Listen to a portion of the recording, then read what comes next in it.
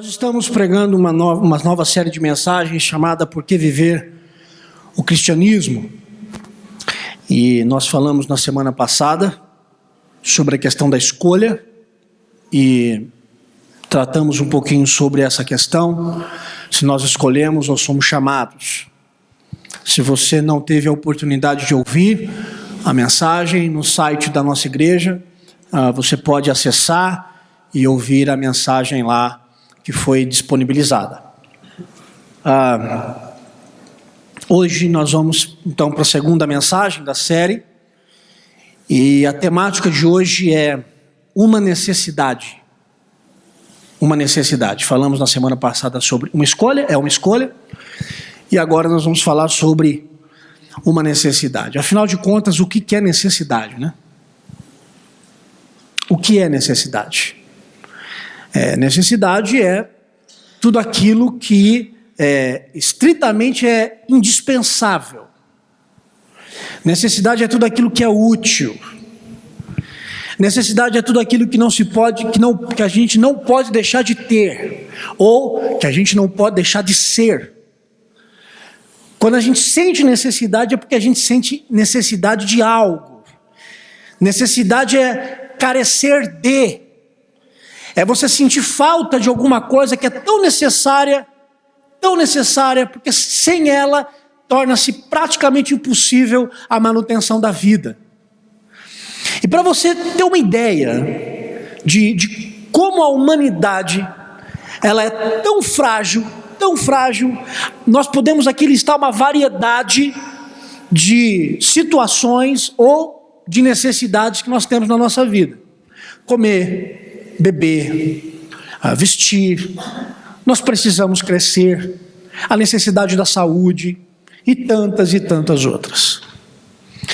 Mas hoje, quando eu me referir à necessidade, eu quero me referir estritamente à necessidade da sua alma. E quando eu falo a necessidade da sua alma, eu estou falando sobre o que é que você e eu, o que é que nós precisamos, que nós necessitamos tanto saber, que a gente não pode ser privado disso. Quando eu estou falando da necessidade da sua alma, eu estou dizendo que eu quero falar sobre algo que nós precisamos muito.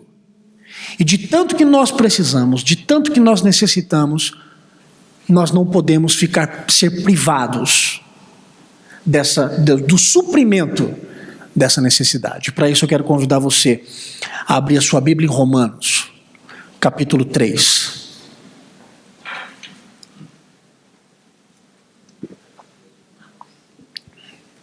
Romanos, capítulo 3.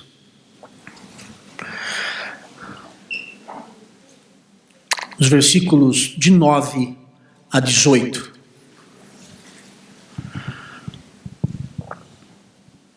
Romanos, capítulo 3.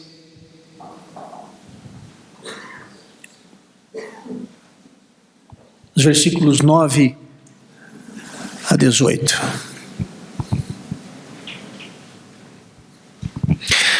Antes, vamos orar. Vamos orar. Senhor, estamos com a Tua palavra aberta e precisamos muito compreender nessa noite sobre a necessidade da nossa alma. Qual é a necessidade da nossa alma? Como é que nós vamos entender isso hoje? Por isso eu peço, o Senhor está me dando a incumbência de falar sobre isso hoje, e eu preciso da unção do Teu Santo Espírito. Mas não só eu. Agora eu oro para que cada pessoa que está aqui nessa noite ouvindo, ou que ainda vai ouvir essa mensagem, que o Teu Santo Espírito também capacite essa pessoa para entender e ouvir. Tem misericórdia nossa.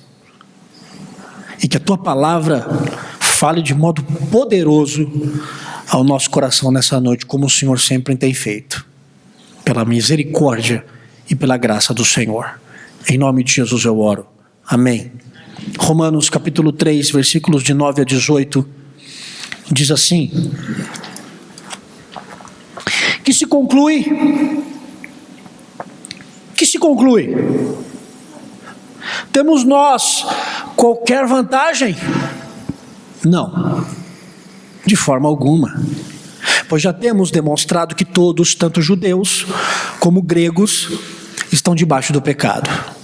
Como está escrito, não há justo, nenhum sequer. Não há quem entenda, não há quem busque a Deus. Todos se extraviaram, a uma se fizeram inúteis. Não há quem faça o bem, não há um sequer. A garganta deles é sepulcro aberto, com a língua urdem engano, veneno de víbora está nos teus lábios. A boca eles a têm cheia de maldição e de amargura. São os seus pés velozes para derramar sangue. Nos seus caminhos há destruição e miséria. Desconheceram o caminho da paz. Não há temor de Deus diante dos seus olhos. Necessidade. Fica claro aqui que o texto, todo o texto, ele está falando sobre a concepção do pecado. O texto está falando sobre pecado aqui. Mas o pecado não é um tema popular, né? O pecado não é um assunto popular. Pense você como cristão. Os cristãos hoje, eles são perseguidos e são duramente atacados exatamente por conta desse assunto. Porque o cristão se levanta e diz, é pecado. E o povo diz, para com esse assunto. Esse assunto aqui não tem voz aqui, né? Para com isso. Então não é um assunto popular. Falar de pecado também não é uma tarefa que agrada. Porque falar do pecado não é um tema que afaga a nossa alma. Falar de pecado não nos lisonjeia. Falar de pecado é uma tarefa que não nos agrada, porque não dá ibope. Não dá ibope. Falar sobre o pecado nos dias de hoje é a gente falar sobre tudo, menos sobre o pecado. Você diz que algumas coisas elas são pecado. E aí sabe o que as pessoas dizem para você? Elas dizem para você, não, isso não é pecado, isso é preconceito. Não, você não ama, você diz que você é cristão, mas você não ama, porque é preconceito. Então pecado agora tem outro nome, preconceito. Falar de pecado hoje também é você falar do relativismo. Sim, porque para algumas pessoas é pecado. Para outras, não. Então o que é pecado para você, que pena, para mim não é. Que pena. E para falar de pecado, parece que falar de pecado também virou sinônimo exclusivo de imoralidade sexual. Pecado é só a imoralidade na área sexual. Como se mentir, como se roubar, como se ofender, como se falar do outro não o fossem. Paulo aqui, ele aborda o tema do pecado e ele começa o assunto, ele começa a conversa da seguinte maneira, no versículo 9, ele diz assim, que se conclui, temos nós alguma vantagem? Bom, vamos fazer 3 perguntas. Primeira, quem são aqui os nós? Segunda, que vantagem? Que vantagem é essa? Terceiro, vantagem em relação a quem? Primeira resposta, o nós aqui são judeus. Ele diz, que se conclui, temos nós, o contexto histórico são judeus. Temos nós alguma vantagem? A vantagem, qual é a vantagem? A vantagem de ser judeu. Ou a vantagem de ser judeu, o povo que Deus escolheu para ser como seu povo. E a vantagem em cima de quem? Em cima dos gentios. Os gentios são aqueles que não conheciam a Deus. Então essa é a discussão. O que diremos? Temos nós alguma vantagem? Inicialmente, lá no capítulo 3, no mesmo capítulo, no versículo 1 e 2, inicialmente, ele diz que se tem algumas vantagens. Olha só. Olha o que diz o versículo 1 e 2 do capítulo 3. Qual é, pois, a vantagem do judeu? Ou qual a utilidade da circuncisão? Muita, sobre muitos aspectos. Principalmente porque aos judeus foram confiados os oráculos de Deus. Então no versículo 2 ele começa dizendo, não, existe uma vantagem. Qual é a vantagem? É porque ao povo judeu foi dado receber, foi confiado ao povo judeu os oráculos, as mensagens, a resposta divina ao homem pecador. Ok.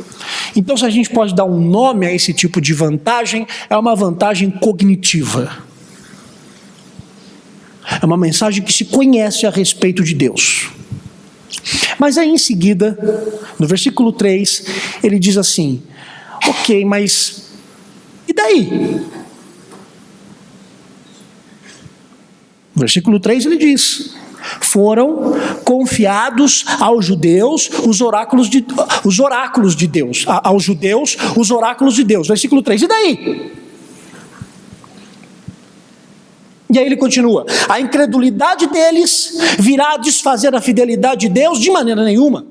Incredulidade de quem? Dos próprios judeus. Portanto, quando nós chegamos no versículo 9, que é o texto que nós lemos, ele diz, novamente, temos alguma vantagem? Ele diz, não, de modo nenhum. Agora, essa discussão, ela faz todo sentido para nós. Por quê?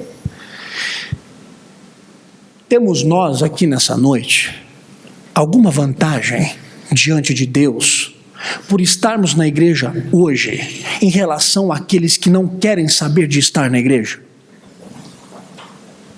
Temos nós alguma vantagem?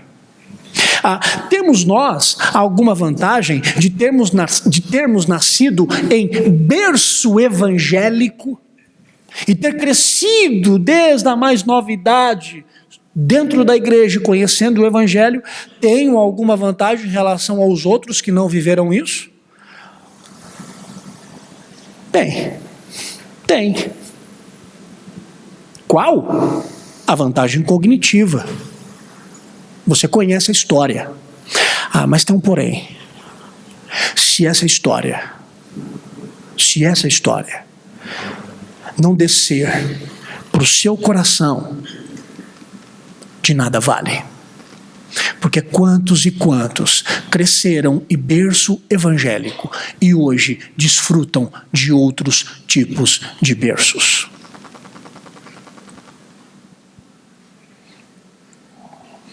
Então, não há vantagem para nós. Não há vantagem para você que está aqui. Não há vantagem. E sabe por quê? Porque nós estamos, ou porque nós partimos da mesma condição. Seja dentro ou fora do contexto religioso cristão, nós partimos da mesma condição. Sabe qual é? Todos nós somos pecadores. Todos nós somos pecadores. O alcance do pecado atingiu a todos, sem restrição, sem restrição. E ele afirma isso no versículo 9 e versículo 10. Ele diz, já temos demonstrado que todos, tanto judeus quanto gregos, estão debaixo do pecado. Não há justo, nenhum sequer. Todos. Evangélicos, espíritas, muçulmanos, católico romano, budista, ateu, todos, esse é o ponto de partida, todos nós somos pecadores. Você está na igreja aqui hoje, você não tem vantagem alguma daqueles que não estão do ponto de partida, porque você é tão pecador quanto aqueles que não estão aqui. A partir deste ponto inicial, eu quero compartilhar com você 3 consequências do pecado. 3 consequências do pecado. A primeira consequência do pecado se refere à relação do homem com Deus. Preste bem atenção. A primeira consequência do pecado refere-se à relação do homem com Deus. Olha o que diz o versículo 11. Não há quem entenda, não há quem busque a Deus. Eu acho interessante a ordem do apóstolo Paulo nesse versículo. A ordem faz sentido. Sabe por quê? Ele começa primeiro dizendo: não há quem entenda. Entender o quê? Entender que os nossos pecados ofendem a Deus e que isso tem uma consequência. E aí ele continua: por não entenderem, versículo 11 continua, não buscam a Deus. E sabe por que as pessoas não buscam a Deus? Além delas não entenderem, é porque Deus se tornou para essas pessoas mais uma das coisas que vivem orbitando sobre as suas vidas. O trabalho, o casamento, o concurso público, estabilidade financeira. Dê o nome que você quiser, qualquer coisa que vive aí orbitando a sua mente durante todas as 24 horas do dia. Deus se tornou mais uma dessas coisas, que ora faz sentido, ora não faz sentido. Deus se tornou mais como uma dessas coisinhas, que ora você vai e pede ajuda, ora você descarta, porque não faz sentido. Não buscam a Deus porque pintam, não buscam a Deus porque criam um Deus segundo as suas próprias concepções.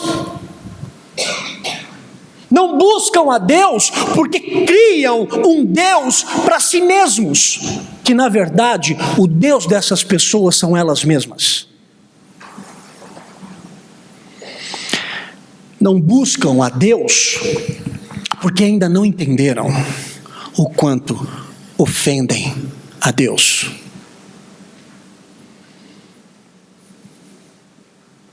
Você sabia que o seu pecado ofende a Deus? É o primeiro ponto. Você sabia que o seu pecado ofende a Deus? Quem não entende isso não busca a Deus. Sabe por quê? Porque acha que está tudo bem, que tudo com Deus vai acabar em pizza. Não entendem que vivem uma rebelião contra Deus. Vivem uma rebelião contra Deus. E o que é essa rebelião? Essa rebelião é uma recusa. É uma recusa em se submeter a Deus e a seus ensinamentos. É uma pretensão de autonomia. Sabe como é que funciona essa pretensão de autonomia no nosso coração? É como se você fosse a lei para você mesmo. E aí você não precisa mesmo de Deus. Sabe por quê? Porque você quer fazer as coisas do jeito que você quer, a seu modo. Se você quer fazer as coisas do seu jeito, ao seu modo, então você as justifica e as santifica e ainda diz que está tudo certo. Então você não precisa de Deus. Não precisa de Deus. E é por isso que você não vai buscá-lo. Porque você quer viver fazendo as coisas do seu jeito, a seu modo. E aí você com seus pecados ofende a Deus. E não é pelo simples fato das coisas que você faz, mas você ofende a Deus porque você vive uma vida autônoma a Ele. Você não se submete a Ele. Com isso, Sabe o que é o pecado? Pecado é um status. Pecado é um status diante de Deus. Deixa eu tentar explicar isso. Sabe quando você vai no Facebook? Aí você vai escrever lá alguma coisa sobre você, ou você vai escrever alguma coisa para alguém. Aí você vai clicar lá no status. Aí você clica no status e manda a mensagem. E aí você fala que você está com saudades, você quer mandar um recado para alguém, aquela que manda uma foto, está lá, status. Sabe como é que você ofende a Deus? O status diante de Deus é como se você entrasse na página de Deus e escrevesse ofensas contra Ele, todo instante, a todo instante, a todo instante, a todo instante. Agora veja uma coisa. Quando eu digo que você ofende a Deus, ou que nós ofendemos a Deus, eu não estou falando apenas de fazer ou deixar de fazer algumas coisas. Porque infelizmente hoje, pecado deixou de ser visto como um estado do ser humano, e pecado passou a ser visto como coisas que eu faço de errado. Isso eu faço de errado, isso é pecado. O pecado é muito mais profundo do que isso. A sua ofensa a Deus, as ofensas a Deus, não são coisinhas que você faz, mas é o que leva o que leva o seu coração a fazer o que você fez. E pecado e ofensa diante de Deus, eu me refiro a uma atitude de vida diante de Deus. Esse é o estado de rebelião. E esse estado de rebelião gera em nós uma ilusão. A ilusão de potência. Você tem poder para governar sua vida. E essa sensação, essa ilusão de potência nos anestesia. Nos anestesia por fato de que Deus está longe de nós por conta dos nossos pecados. Tem muita gente que quer andar com Deus, mas não está disposto a deixar a vida de pecado, não está disposto a deixar as decisões que tem tomado em oposição a Deus. Quer continuar indo na igreja? Ok. Você pode continuar na igreja, mas se você vive em rebelião, eu quero dizer para você que a igreja não vai salvar você.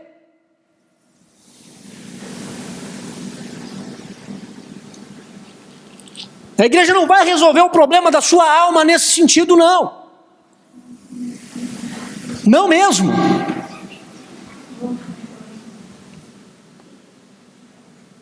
Essa rebelião gera em nós essa anestesia.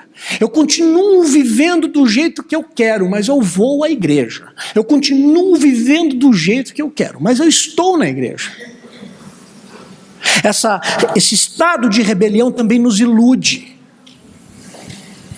E sabe por que nos ilude? Nos ilude ao ponto de acharmos que nós não precisamos de Deus. E sabe por que muita gente pensa assim? Pensa assim porque ainda sou jovem. Eu sou jovem, eu não preciso de Deus. Ou eu não preciso de Deus porque eu tenho muito dinheiro no bolso, eu sou capaz de comprar as coisas. Eu não preciso de Deus. E você vive nessa doce e amarga ao mesmo tempo, doce e amarga ilusão. Esse estado de rebelião também nos desumaniza. Sabe por que eu digo que esse estado de rebelião nos desumaniza? Porque nós amamos coisas e pessoas acima de Deus. E esse negócio de amar a Deus, ele é tão importante que quando perguntaram para Jesus, qual é o maior mandamento de todos? Jesus diz assim: ame a Deus de todo o seu coração, de toda a sua alma e de todo o seu entendimento. Ame a Deus. Não há quem entenda. Não há quem entenda que o pecado nos separa de Deus. E sabe o que é separar de Deus? É morte. E eu estou falando de morte eterna. Isso tem nome, chama-se inferno. Mas sabe qual é o problema da nossa geração? A realidade do inferno não assusta mais ninguém. Se é que as pessoas acreditam no inferno hoje. A preocupação das pessoas não é o que vai ser delas depois que elas morrerem, não. A preocupação das pessoas é o que elas vão fazer da vida delas antes que a morte chegue. Essa é a nossa preocupação.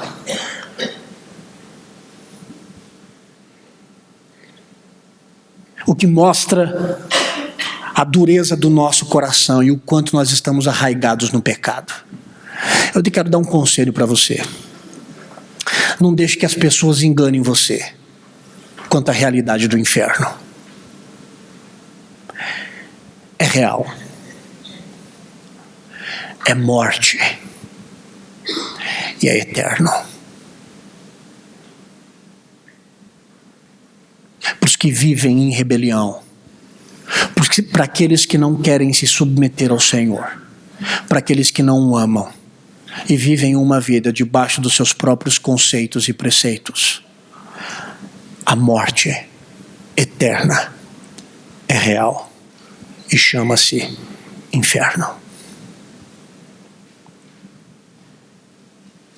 Portanto, a primeira consequência do pecado refere-se à sua relação com Deus. Você não quer Deus, porque você ainda não entendeu o quanto que você o ofende com seus pecados. Porque se você entender, nessa noite, que os seus pecados ofendem a Deus, a primeira coisa que você vai fazer é buscá-lo. É buscá-lo. E é buscá-lo.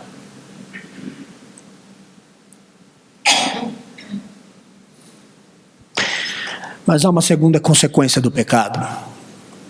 E a segunda consequência do pecado está em relação a si mesmo. Há uma falsa concepção sobre nós mesmos. Olha o que diz o versículo 12. Todos se extraviaram, a uma se fizeram inúteis, não há quem faça o bem, não há um sequer, não há um sequer, não há quem faça o bem, não há um sequer. Eu estava lendo esse texto essa semana, esse versículo,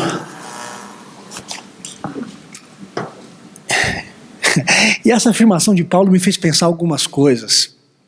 E eu quero fazer algumas perguntas para você, lembrando que as perguntas que eu fiz para você, primeiramente eu fiz para mim. E eu peço que você não fique ofendido.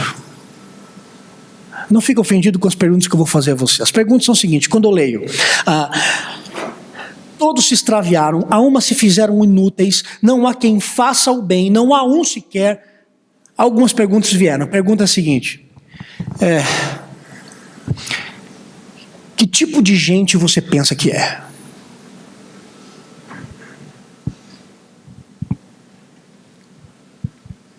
Que tipo de gente você pensa que é? A outra, que tipo de gente você está se tornando? No que você está se tornando? Outra, que tipo de gente você gostaria de ser? Mas tem uma ainda mais séria. Que tipo de gente você sabe que é?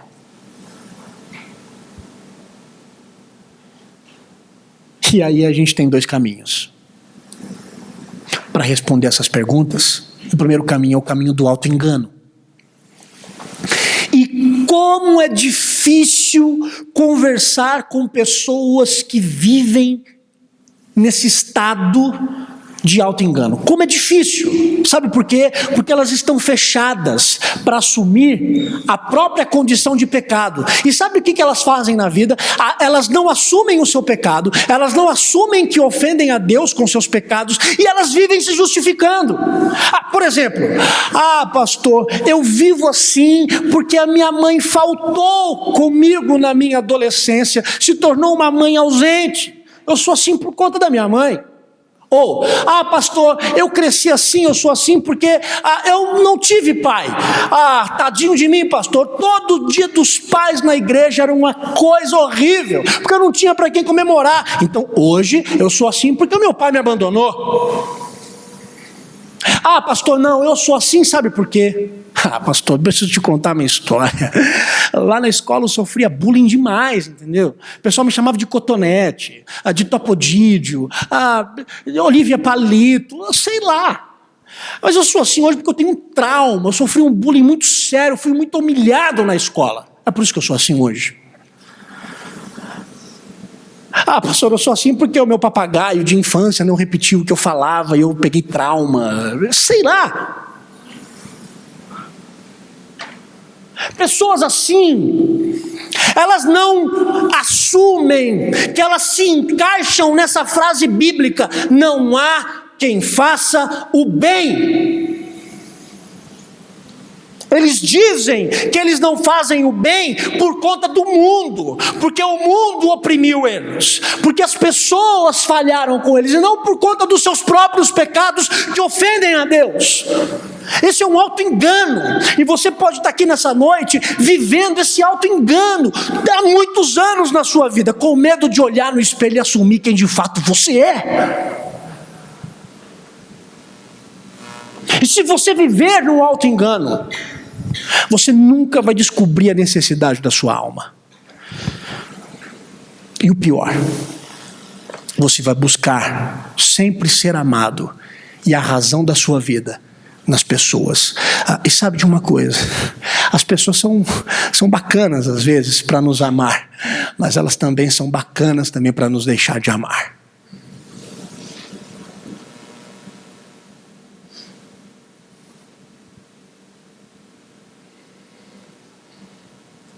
Mas o segundo caminho, que eu acredito ser o caminho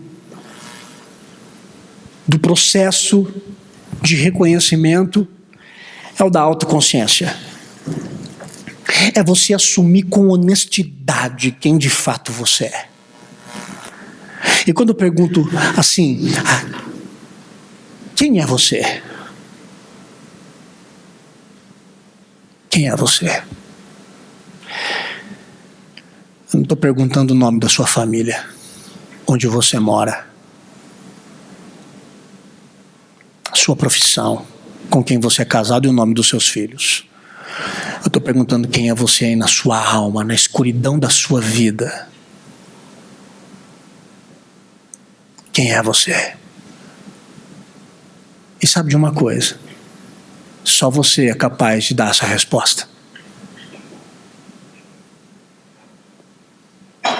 E aí, o caminho da autoconsciência é a porta da graça de Deus.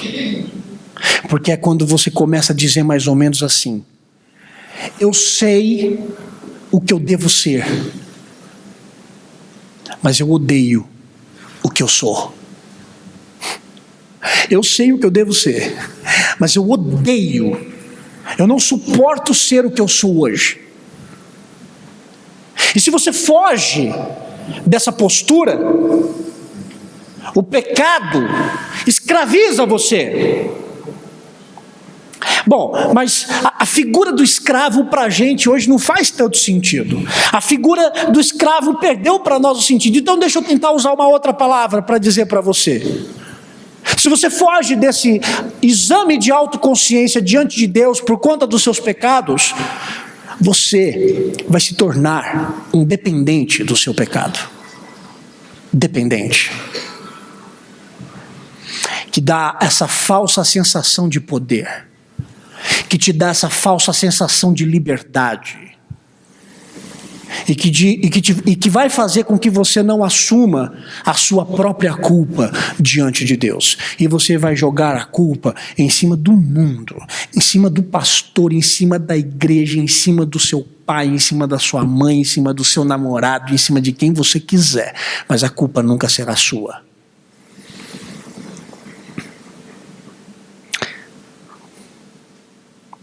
E sabe qual que é a nossa tendência? A gente quer falar muito de Jesus, né? Mas a gente não quer falar antes da gente. Como é que eu falo de Jesus sem antes entender que eu preciso dele? Como é que eu posso falar que eu busco a Deus, que eu devo buscar a Deus se antes eu não compreender o porquê que eu tenho que buscá-lo?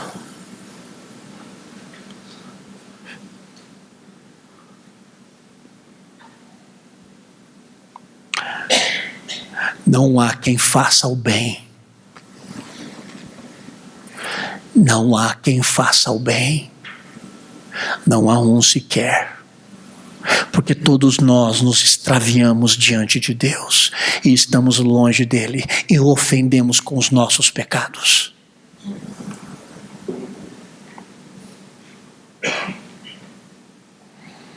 É como se o pecado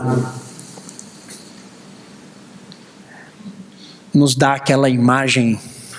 É como se o pecado fizesse um fake de nós mesmos, né? Nós criamos um fake. Nós não assumimos o que somos, mas dizemos para as pessoas: olha, eu sou assim, eu sou crente, eu conheço a Jesus, eu ando com ele. É um fake. É um fake. Porque nas decisões diárias da vida, a última coisa que se faz é viver com Deus e glorificá-lo. É um fake. Você é um escravo do pecado, porque você não assumiu quem de fato você é. Mas há uma terceira consequência do pecado.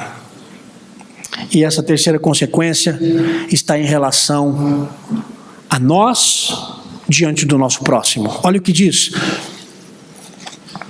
os versículos de 13 a 18. A garganta deles é sepulcro aberto, com a língua urdem engano, o veneno de víboras está nos seus lábios. A boca eles a têm cheia de maldição e de amargura, são seus pés velozes para derramar sangue. Nos seus caminhos há destruição e miséria. Desconheceram o caminho de paz, não há temor de Deus diante dos seus olhos. O que Paulo está fazendo aqui? Paulo usa uma gama de citações de textos do Antigo Testamento para mostrar para nós como o pecado afeta o nosso próximo. E aí dos versículos 13 a 18 a gente pode definir isso em 3 aspectos na nossa relação com o próximo. Primeiro, o problema da língua. Problema da língua. Bom, ninguém aqui tem problema com a língua, nunca teve problema com a língua. E aí ele diz sobre 3 problemas: a língua que profere mentira, a língua que profere maldade e a língua que profere amargura. A gente que é muito boa para falar, muito bem disposta para falar. O segundo problema é o problema da violência.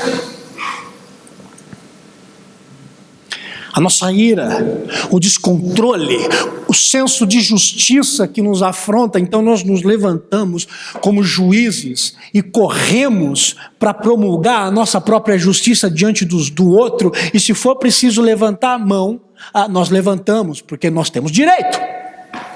Afinal de contas, estou pagando. Eu estou pagando por isso. Não é? E o terceiro problema é o problema da falta de paz. É claro, gente que vive assim não vive em paz, vive em guerra com o mundo, vive em guerra com as pessoas, não tem paz nunca. E esse é outro problema do pecado. Gente que está aqui nessa noite com falta de paz, porque essa semana tomou decisão errada e está morrendo de medo. O pecado te escraviza.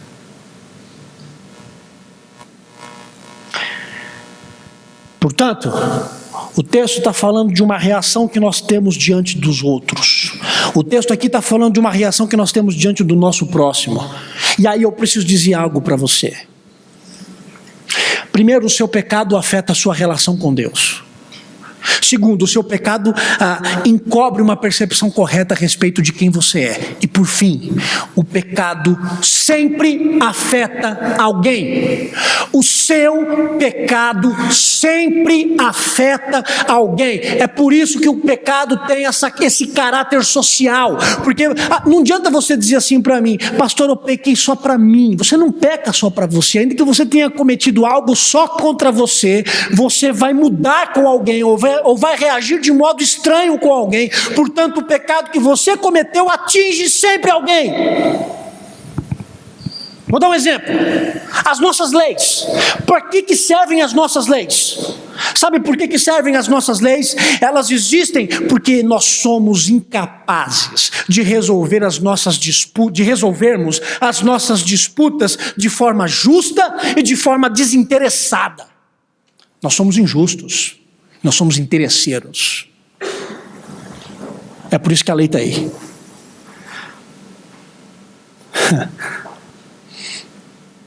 Por conta do pecado, nós não nos ajustamos com facilidade com o nosso próximo, com quem nós vivemos. Nós não nos ajustamos com facilidade. Nós desprezamos as pessoas. Nós não perdoamos as pessoas. Nós não pedimos perdão a elas. Nós invejamos o que elas têm. Nós nos sentimos superiores ou nos sentimos inferiores. Quantos e quantos divórcios poderiam ser evitados por falta de uma postura correta? Quantas amizades rompidas?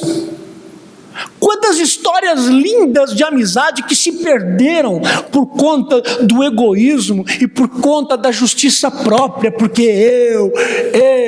eu fui injusto.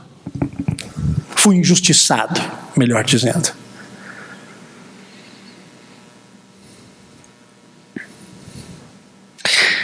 Sabe o que é que Paulo fala para essas pessoas que ferem as outras por conta dos seus pecados? Ele diz no versículo 18: não há temor de Deus diante dos seus olhos. Quando nós pecamos e quando nós ferimos alguém com os nossos pecados, nós não temos a mínima consideração a respeito de Deus. Quando nós ferimos as pessoas com os nossos pecados, nós não tememos a Deus. E sabe o que é que você pode estar pensando agora, nesse exato momento, quando eu digo assim, quando as pessoas ferem umas às outras por conta dos seus pecados, elas não temem a Deus. Sabe o que você pode estar pensando agora aí? Você pode estar pensando assim: mas aquela pessoa tinha que estar aqui ouvindo exatamente isso. Não pense agora na pessoa que feriu você. Pense nas vezes em que você feriu. Pense nas vezes em que você desprezou. Pense nas vezes em que você optou. E pelas suas opções, pelas suas decisões de pecado, você feriu alguém. Você abusou de alguém. Você mentiu sobre alguém. Você tomou posse do corpo de alguém ilicitamente. Você falou ilicitamente de alguém.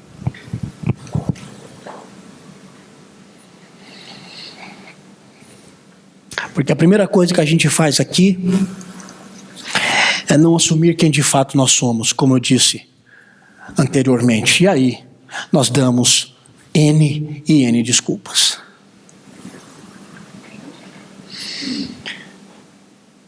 E agora? E agora?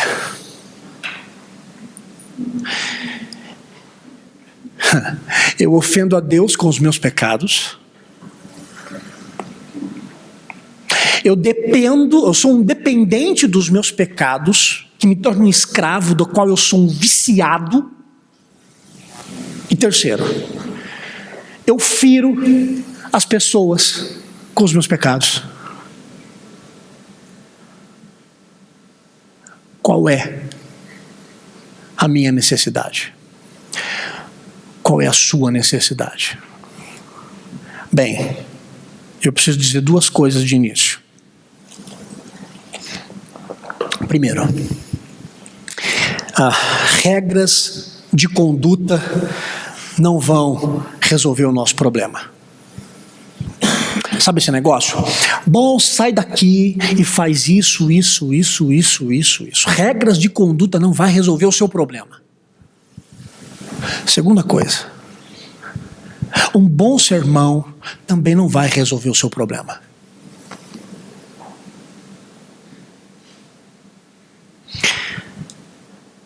Outra coisa, pessoas esclarecidas também não vão resolver os seus problemas. Não vai resolver esse problema. Porque sabe do que é que nós precisamos? Sabe do que é que você precisa? Você precisa de um Salvador. De alguém que compre você de novo. Mesmo afetado pelo pecado. Você precisa de um Salvador que o compre você de novo. Sabe como é que é a história? A história é mais ou menos assim. Você foi feito por Deus. O início da história humana, Deus fez o homem maravilhoso. Aqui, vou usar o papel aqui, pronto. Deus fez o homem maravilhoso, lindo, bonito. A Eva, linda, perfeita, sem pecado. Mas eles decidiram viver sem Deus. E a história da humana foi amassada.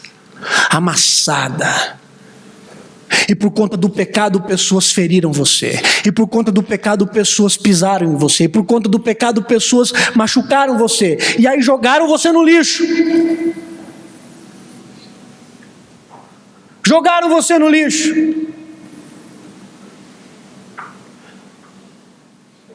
O que é que vai acontecer de nós? O que é que vai ser de nós? Alguém tem um boletim aqui para me emprestar? Obrigado. O Senhor vem e nos pega amassados e vai nos desamassando e nos transformando, e nele nos faz novo. Essa é a sua necessidade. Você precisa ser feito de novo.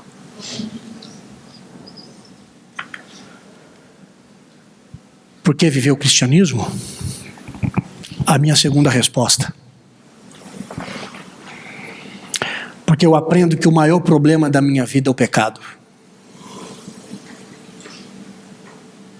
E sabe por que o pecado é o maior problema nosso? Porque ele nos afasta de Deus. Me dá uma percepção equivocada sobre mim. E fere as pessoas que eu amo. E até quem eu não amo. Eu vivo o cristianismo porque ele diz que eu preciso de uma redenção. Redimir é ser comprado de novo. Do lixo para a vida de novo. E existe uma chave. Existe uma chave. Existe uma única chave para que a redenção aconteça na minha vida e na sua. Uma única chave. E eu quero falar sobre essa chave na próxima semana. Hoje, o que eu quero deixar para o seu coração, se você entendeu quem de fato você é, e que os seus pecados ofendem a Deus, a primeira coisa que você vai fazer nessa noite é buscá-lo. É buscá-lo. E dizer: Senhor, venha ao meu encontro e quebra a frieza da minha alma, porque a frieza da sua alma o está levando para o inferno, onde só existe distanciamento eterno de Deus. A necessidade da nossa alma é que alguém possa nos transformar e nos tirar de uma vida de pecado.